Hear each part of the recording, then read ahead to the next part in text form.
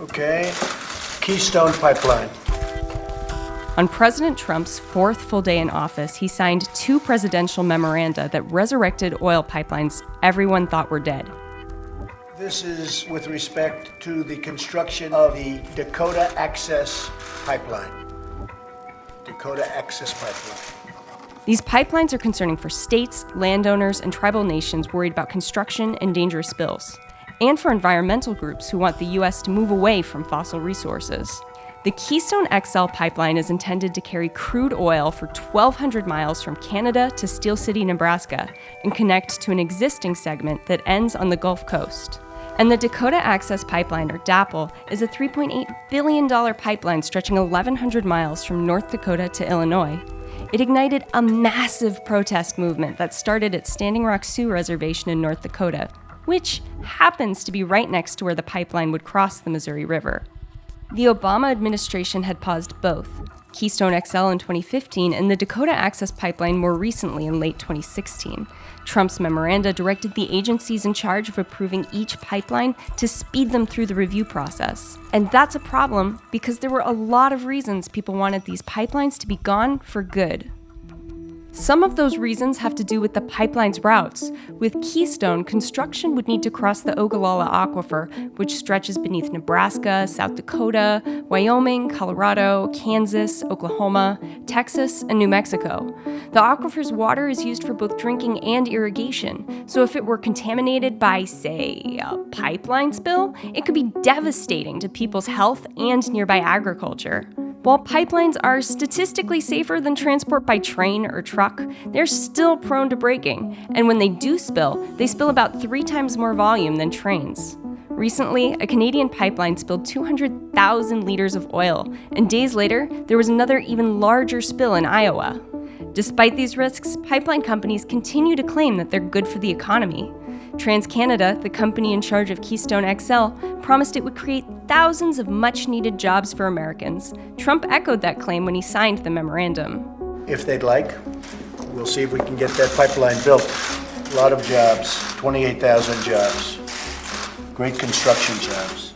But those big numbers are misleading. Sure, Obama's State Department calculated that Keystone XL might create 40,000 or more jobs, but they would only be temporary construction gigs. Over the long term, it would only create about 50 permanent jobs in the U.S. Well, I think this is going to be full employment for lawyers. Because I think we're going to see all of these things contested in the courts. The war's not over, but I'm afraid it's going to be much more of a guerrilla war in the courts on some of these. Already being challenged in the courts, the Dakota Access Pipeline. Construction on the pipeline is almost complete, except for the final, most contentious stretch. To finish it, the pipeline operator Energy Transfer Partners needs to drill beneath Lake Oahe on the Missouri River, and for that, it needs an easement from the U.S. Army Corps of Engineers. Lake Oahe is the water source for the Standing Rock Sioux tribe, which has been fighting the pipeline since April. Standing Rock leaders argue that they weren't adequately consulted about the pipeline, which could contaminate their water supply and endanger sacred sites. After 8 months of clashes between the protesters and an increasingly militarized police force, the U.S. Army ruled that Energy Transfer Partners would not be allowed to drill beneath the river. But President Trump asked the Army Corps to revisit that decision.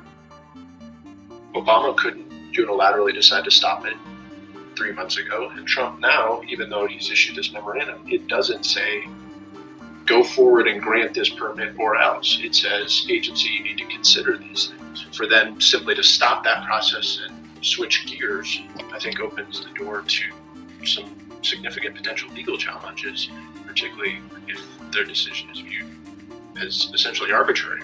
Aside from legal battles, what might really kill these pipelines are economics. Dropping oil prices might take away the incentive for companies like, say, TransCanada or Energy Transfer Partners to invest in pipelines in the future, which would be good news for the environmentalists and the First Nations people who have been fighting for centuries to protect their land. There's this whole other wrinkle, too, that we didn't even get into, which is the problem of eminent domain. In the state of Iowa, the government granted, I think it was 200 parcels of land to the Dakota Access Pipeline, and of course 17 of those landowners were like, no, and they sued. And then in Nebraska with Keystone, the state government couldn't actually agree within itself who had the power to grant eminent domain.